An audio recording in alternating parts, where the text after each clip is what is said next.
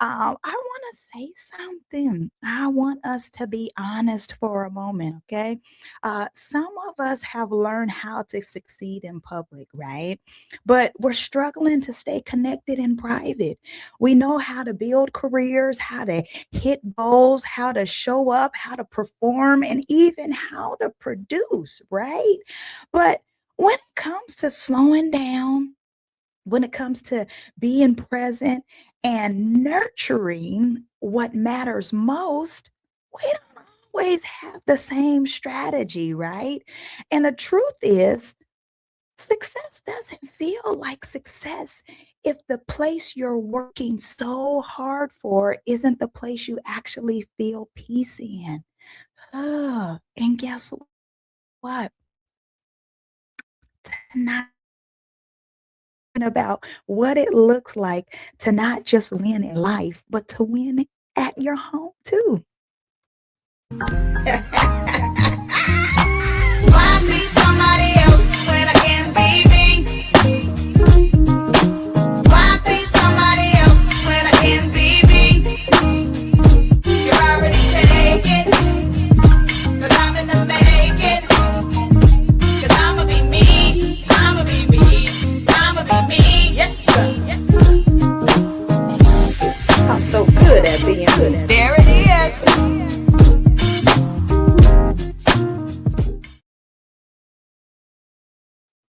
What's up? What's up? Hey, Holla Squad. Welcome to the Hear My Heart Show, where real life meets real faith and we heal out loud. This is the space where we don't talk about success, we talk about alignment, balance, and what really matters at the end of the day. If you are a part of the Holla Squad, drop a holla in the comment section and let us know that you are here and you are alive and well. We want to know that. Throw it in the chat field, please. If you are new, I want to tell you welcome home. You are heard, you are healed, and you are here right with us, and you are here on purpose. So I'm going to bring up my VIP. Her name is Katie. She is a marriage strategist for high achieving Christian women, helping them to bring their success home. That's what matters, right? And to build joyful, faith centered relationships, which is something that's super important.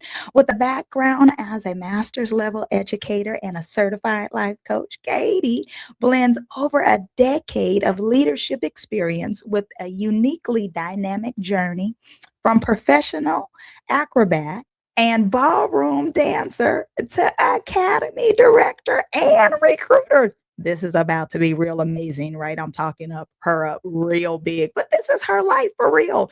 And through her personal experiences with faith, chronic pain, minimalism, minimalism, and marriage, oh, that was a tongue twister. She equips women to build resilient, balanced, and purpose filled lives. Katie is passionate about helping women move from performance to presence, reminding them that success means more when it's shared in a healthy, thriving relationship. With that being said, I am about to bring her to the stage and she's going to tell us some more exciting information in regards to her. So, hey, sugar.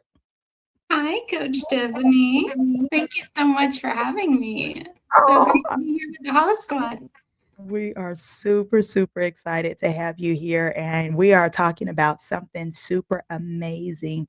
I love the fact that you're here and that you help women with their lives and with their marriages. For me, that's something super amazing. But before we start, I have to know something.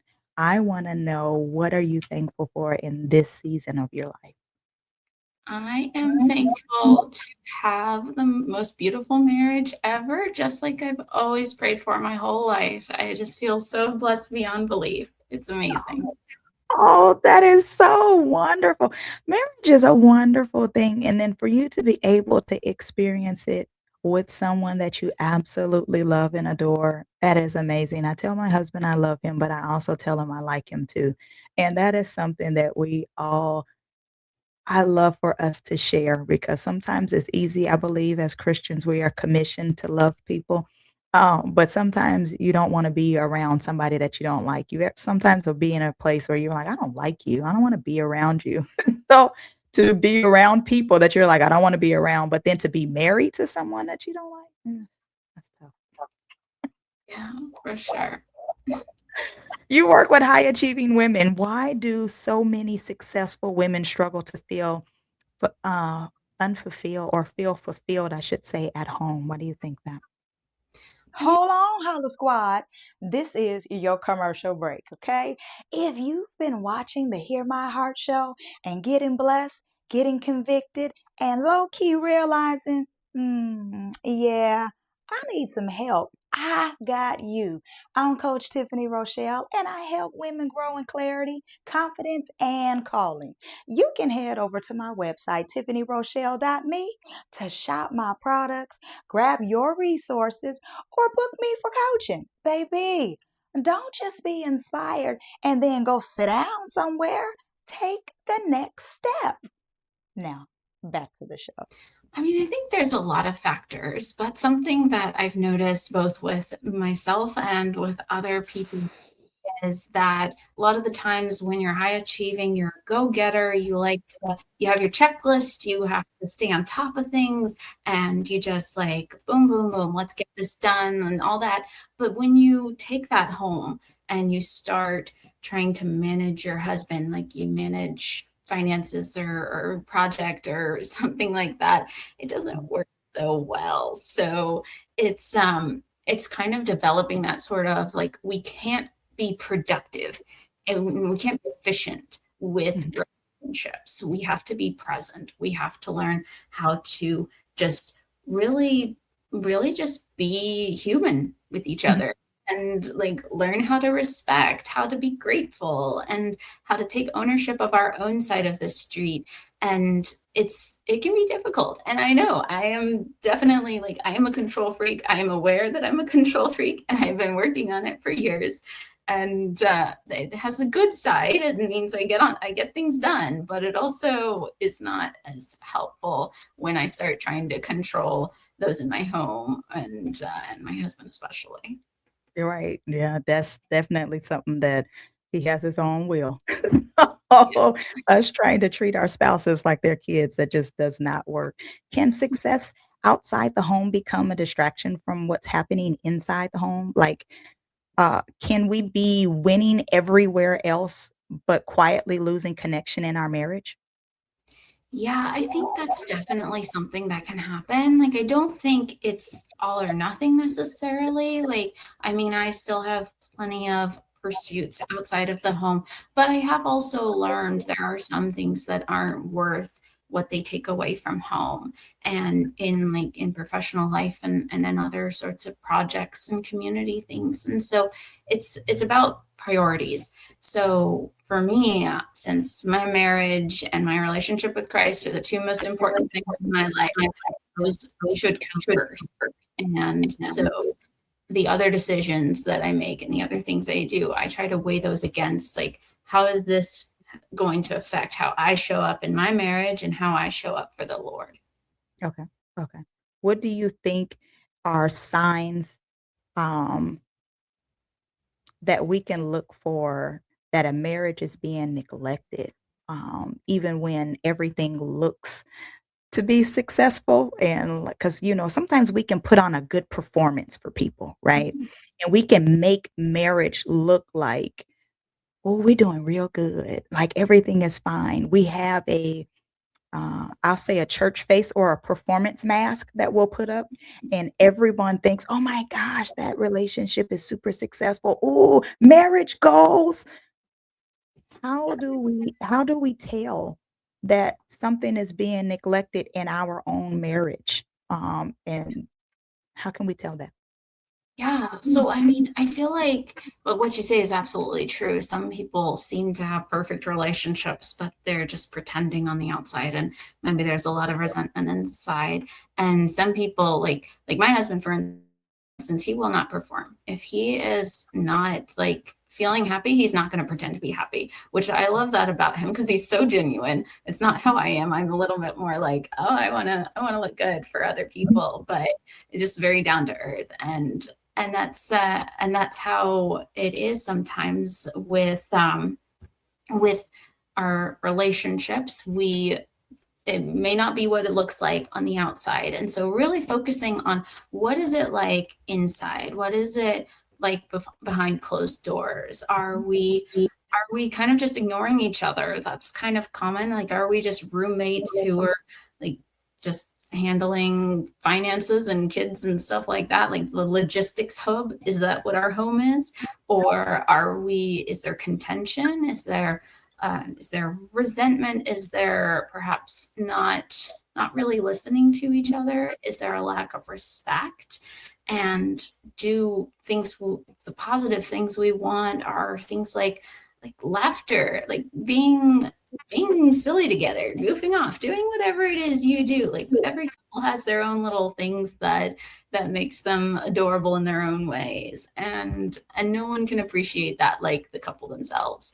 And just like, are you taking time to connect? Are you talking? Are you listening to each other? And just really being friends rather than just roommates. Yeah, that's very important because who wants to just be with a roommate? If that's the case, I don't have to have legal documentation and having a vow before God to say, yeah, this is what's going to work out for us.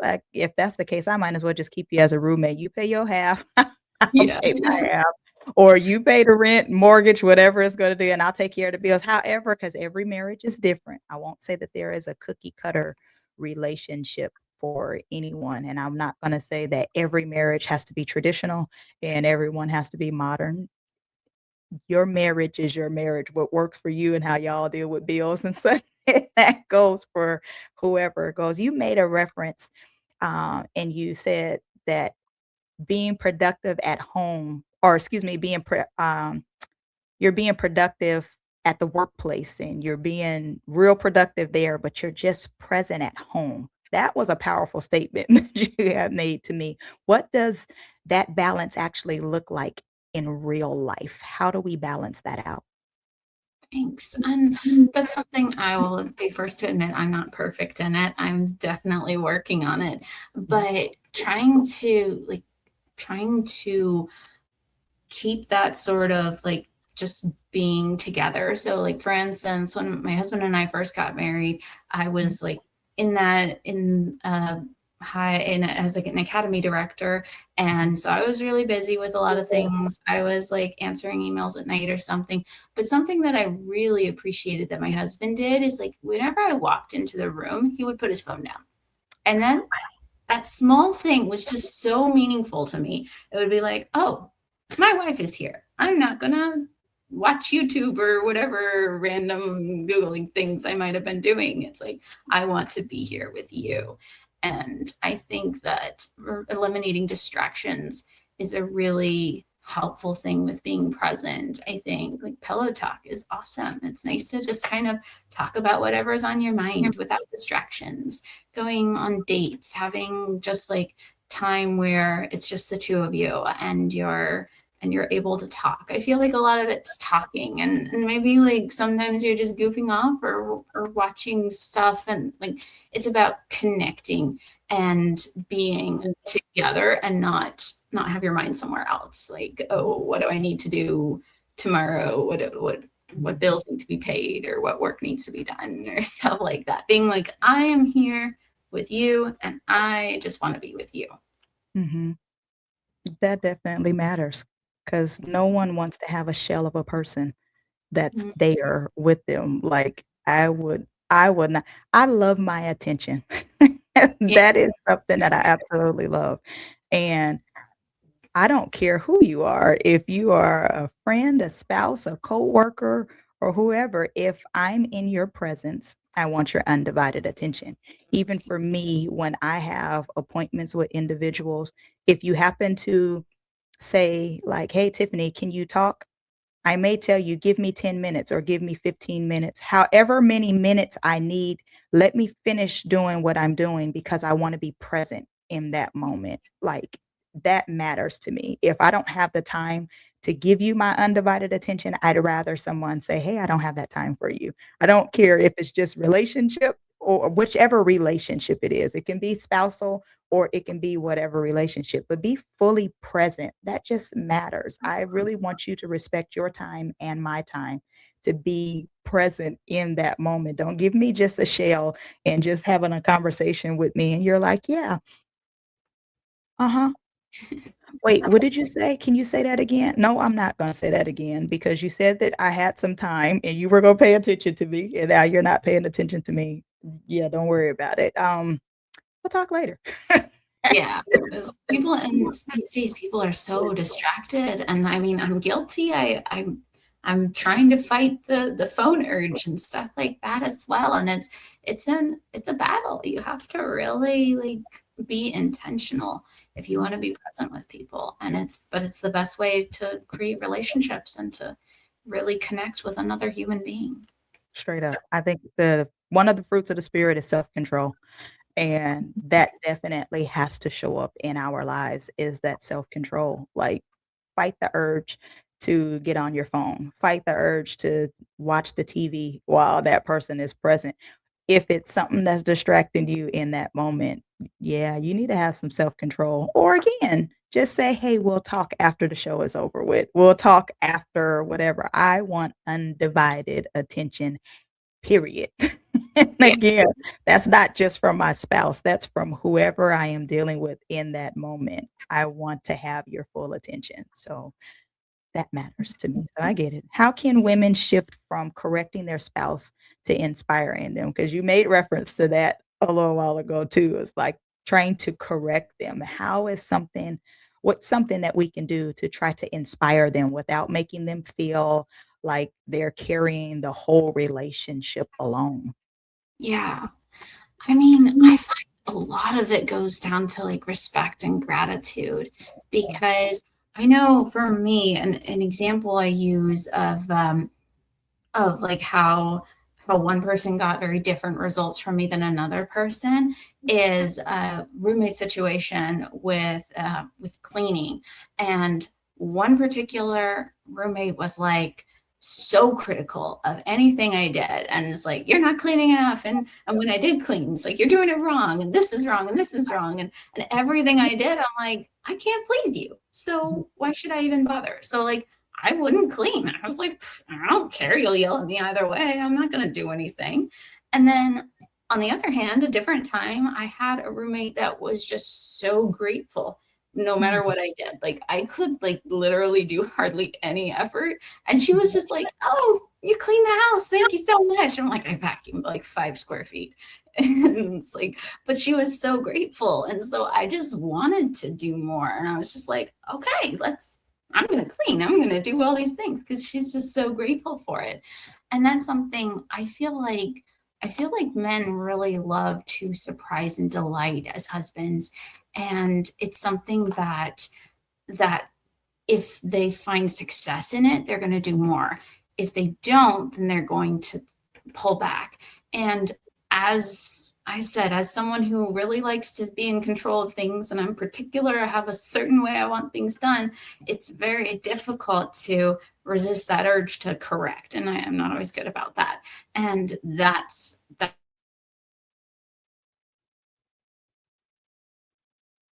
if your husband makes an effort and then you don't accept it, you don't, or you find something, a flaw in it, it's going to make him less motivated. But whenever you just appreciate everything, like I have a personal rule, like I expect nothing from my husband and I will appreciate everything because if like I don't, I'm not going to be like, you have to do this, and this, because I figure if you have an expectation, then if you meet that, then you're just following the bare minimum. You're not actually like impressing anyone. And so if nothing is expected, then anything is appreciated. Everything's magical. It's like, oh, you did the dishes. That's amazing. Thank you so much, sweetie. I wasn't expecting that.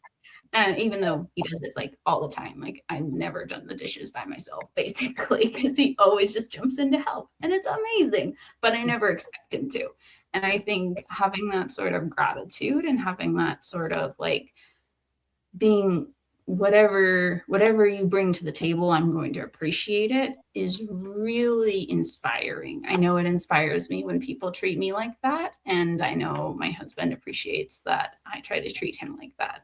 Not Oh, perfect, but I do my best, and he's very kind and forgiving when I mess up, and yeah. same, Oh, same that's ways. cute. Well, I mean, that's it's your relationship, so it works for you, and it works for y'all. 'Cause I should say it shouldn't just it's not just yours, it's y'all's. So it works for y'all. What do you think a healthy equal partnership really looks like when two very, very different people are trying to build a life together? Yeah, that's a great question.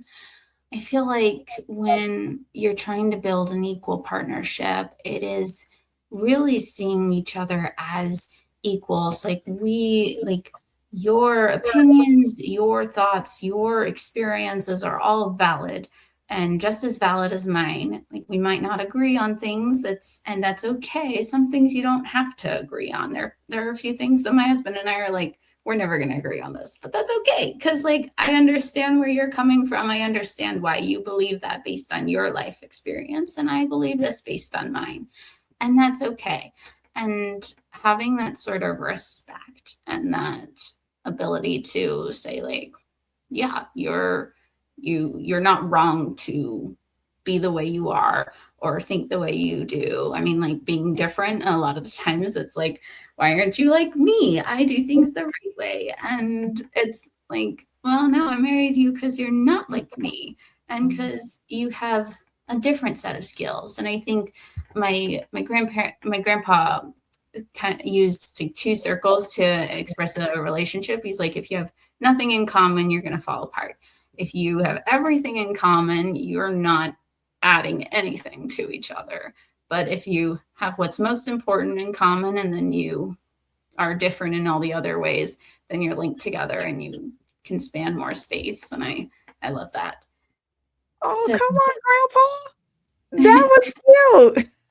thanks. So yeah, I think being just treating each other well. And I mean, sometimes you just I mean you do have to set boundaries sometimes, and that's okay. Like do what you are responsible for your own side of the street. And that's what I always think. I'm like, I'm not responsible for what my husband does. I'm responsible for what I'm doing. So I'm going to behave like an adult. I'm going to try to behave like Christ would. I'm going to, and sometimes like there's various ways that Jesus handled things. Sometimes he just walked away from an argument. Sometimes he would discuss things out, and yeah, he's the peacemaker. Okay. Okay. Gotcha. You have if you're looking at the word heart, you'll see that there's a word inside of that and it says ear. So you have our ear. Give us what's on your heart. What is the final word that you would love to leave with the Holla Squad? I would like to say that marriage is ordained of God, and it can be just the most beautiful relationship you can experience on earth. And it's something that is worth cultivating and not waiting until it's bad to start taking care of it. Mm, that is huge. I like that. How do we reach out to you? How do we connect with you? Because you deal with marriages. If someone wanted to hire you or have you as their coach, how would they find you? Yeah, so you can look me up on Facebook or you can Google me, Rooted Wife Coaching, and you can also text me if you want. My phone number is 984-212-2777. It's easy to remember. Okay. There's a lot of sevens in there, huh? Holla Squad, Holla Squad. Thank you so much for spending some of your non-refundable time with me and my VIP, Miss Katie, Coach Katie. That's what I gotta call her. Thank you. Thank you. Thank you for sharing your perspective with us in regards to marriage. I am super, super grateful for you. And I want to remind you or send a reminder to you that Success isn't just about what we build, okay? It's about what we sustain. And to everybody that is watching, hearing my voice with your ears, I want to tell you, you don't have to choose between purpose and partnership, okay? You don't have to succeed everywhere and to struggle in silence at home. Okay.